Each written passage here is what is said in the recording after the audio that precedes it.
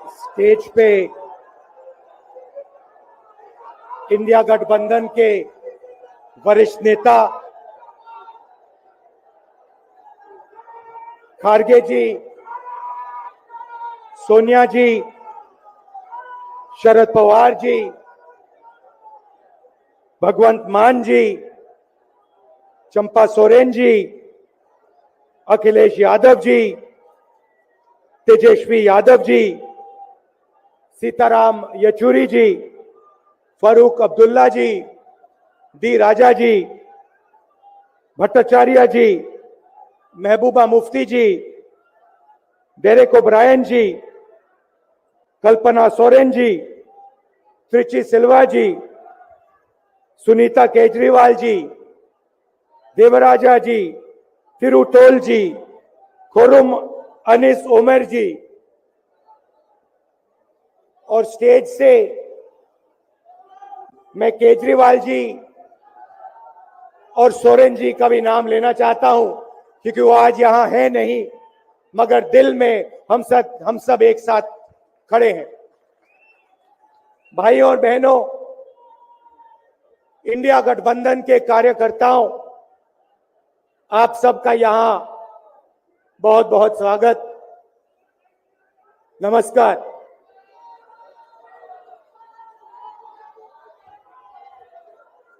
आजकल आईपीएल के मैच चल रहे हैं, देखते हो आप लोग।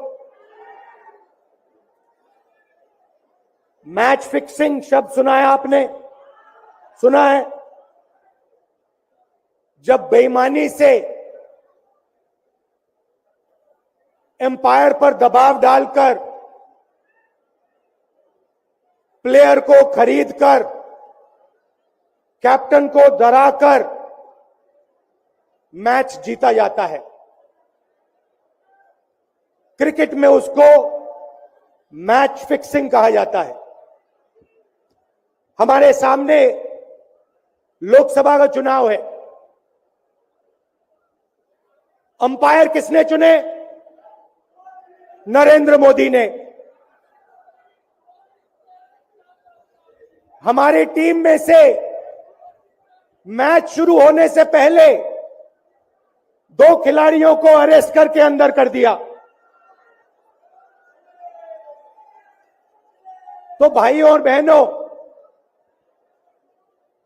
ये जो चुनाव हो रहा है, नरेंद्र मोदी जी इस चुनाव में मैच फिक्सिंग करने की कोशिश कर रहे हैं। ये जो उनका 400 सीट का नारा है, ये बिना ईवीएम के, बिना मैच फिक्सिंग के, बिना सोशल मीडिया और प्रेस पर दबाव डालकर खरीदकर ये 180 पार नहीं होने जा रहा है। सब मिलाकर आप देखिए, कांग्रेस पार्टी विपक्ष की सबसे बड़ी पार्टी है। हमारे सारे के सारे बैंक अकाउंट बंद कर दिए गए हैं। चुनाव के बीच में देश की सबसे बड़ी ऑपोजिशन की पार्टी के सारे अकाउंट बंद कर दिए। हमें कैंपेन चलाना है, हमें लोगों को प्रदेशों में भेजना है, पोस्टर लगवाने हैं। सारा का सारा जो हमारे रिसोर्सेज हैं, बैंक अकाउंट बंद कर दिए गए। तो ये कैसा चुनाव हो रहा है? नेताओं को धमकाया जाता है, पैसे देकर सरकारों को गिराया जाता है, नेताओं को जेल में डाला जाता है। केजरीवाल जी को, सोरेन जी को ये पूरी की पूरी मैच फिक्सिंग करने की कोशिश की जा रही है। और ये मैच फिक्सिंग सिर्फ नरेंद्र मोदी नहीं कर रहे हैं। ये मैच फिक्सिंग नरेंद्र मोदी और हिंदुस्तान के 3-4 सबसे बड़े अरबपति मिलकर कर रहे हैं। यह सच्चाई है। और यह मैच फिक्सिंग क्यों हो रही है? भाइयों और बहनों, इसका सिर्फ एक लक्ष्य है कि हिंदुस्तान का संविधान, जिसने इस देश के गरीब लोगों को भविष्य दिया, सपने देखने का हक दिया, उस संविधान को हिंदुस्तान के गरीब जनता से के हाथ से छीनने के लिए यह मैच फिक्सिंग की जा रही है। और मैं आपको बताना चाहता हूं कि जिस दिन यह संविधान खत्म हो गया, उस दिन यह हिंदुस्तान नहीं बचेगा। इसको पुलिस से, धमकी से नहीं चलाया जा सकता है। यह जो संविधान है, हिंदुस्तान की जनता की आवाज है, हिंदुस्तान के दिल की धड़कन है। इसको जिस दिन खत्म कर दिया गया, उस दिन यहां पे हिंदुस्तान नहीं बचेगा। अलग अलग स्टेट हो जाएंगे, हिंदुस्तान नहीं बचेगा। यही इनका लक्ष्य है। ये सोचते हैं कि संविधान के बिना धमकाकर, डराकर police, CBI, ED, income tax department के साथ देश चलाया जा सकता है। ये सोचते हैं मीडिया के बिना देश चलाया जा सकता है। आप मीडिया को खरीद सकते हो, आप मीडिया को दबा सकते हो, आप मीडिया के रिपोर्टर्स का मुंह बंद कर सकते हो, मगर आप हिंदुस्तान की आवाज को नहीं दबा सकते हो। इस आवाज को कोई नहीं दबा सकता। दुनिया में कोई ताकत नहीं है जो इस आवाज को दबा सकती है। भाइयों और बहनों, बीजेपी के एमपी ने कहा कि जैसे ही हम चुनाव जीतेंगे, मैच फिक्स करके 400 सीटें जीतेंगे, वैसे ही हम संविधान को बदल देंगे, संविधान को रद्द कर देंगे। ये ऐसे ही नहीं बोला गया। ये टेस्ट करने के लिए, आइडिया टेस्ट करने के लिए बीजेपी के एमपी ने बोला है। ये लड़ाई संविधान को बचाने की लड़ाई है। जैसे अखिलेश जी ने कहा, संविधान चला जाएगा, गरीबों के हक चले जाएंगे, आरक्षण चला जाएगा, और जो आपका धन है, गरीबों का धन है, किसानों का धन है, मजदूरों का धन है, वो 5-6 लोगों के हाथ में चला जाएगा। नोटबंदी की, जीएसटी लागू किया। मुझे बताइए, जीएसटी से, नोटबंदी से किस गरीब व्यक्ति को फायदा हुआ? किस छोटे दुकानदार को फायदा हुआ? किस किसान को फायदा हुआ? किस बेरोजगार युवा को फायदा हुआ? किसी को नहीं। 40 साल से सबसे ज्यादा बेरोजगारी हिंदुस्तान में आज है। 1% लोगों के पास हिंदुस्तान का पूरा धन, 22 लोग हैं। जितना धन उतने उनके हाथ में है, उतना ही धन 70 करोड़ लोगों के हाथ में है। ये संविधान को क्यों मिटाना चाहते हैं?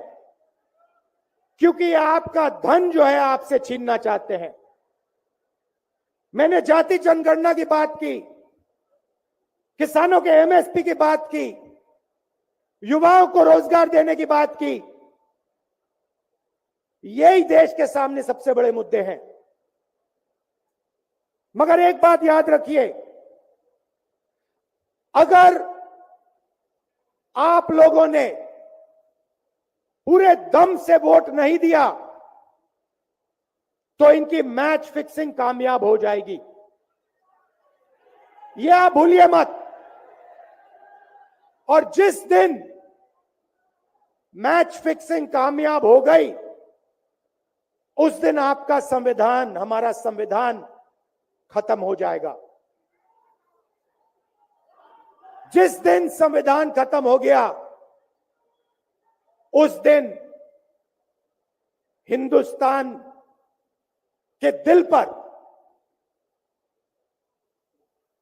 एक बहुत बड़ी चोट लगेगी। तो ये जो चुनाव है, ये चुनाव कोई मामूली चुनाव नहीं है। ये चुनाव हिंदुस्तान को बचाने का, संविधान को बचाने का, और जो गरीबों का हक है, किसानों का हक है, पिछड़े वर्गों का, दलितों का, आदिवासियों का, गरीब जनरल कास्ट के लोगों का हक है, उसको बचाने का हक, उसको बचाने का चुनाव है। यह बात आप याद रखिए, क्योंकि अगर यह चुनाव जहां मैच फिक्सिंग की जा रही है, वो पूरे देश को दिख रहा है, बीजेपी के लोग कह रहे हैं। कल में से व्यक्ति मिलने आया, मुझे कहता है मैं ट्रेन से आया, मेरे साथ बीजेपी के कार्यकर्ता बैठे थे, उन्होंने कहा कि कुछ ना कुछ गड़बड़ है। यह सच्चाई है। इलेक्शन कमीशन के लोगों को नरेंद्र मोदी जी ने बैठाया, दो नेताओं को, दो चीफ मिनिस्टरों को जेल में डाला। चुनाव से कुछ ही महीने पहले अगर डालना था तो 6 महीने बाद डाल देते, 6 महीने पहले डाल देते। नहीं, चुनाव से 2-3 महीने पहले 2 चीफ मिनिस्टर को डालना था। आपने हमारे बैंक अकाउंट बंद किए। बैंक अकाउंट बंद करने थे, 6 महीने पहले करते, 1 साल पहले करते, 6 महीने बाद करते, कोई फर्क नहीं पड़ता।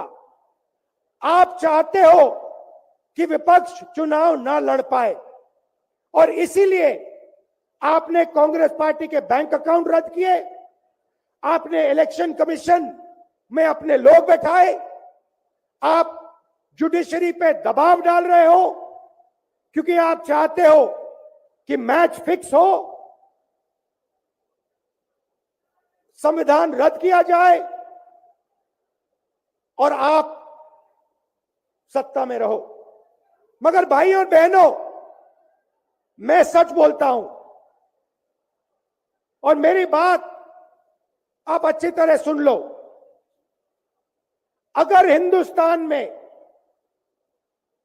मैच फिक्सिंग का चुनाव बीजेपी जीते और उसके बाद संविधान को उन्होंने बदला, तो इस पूरे देश में आग लगने जा रही है। जो मैंने कहा, याद रखो, यह देश नहीं बचेगा। ये चुनाव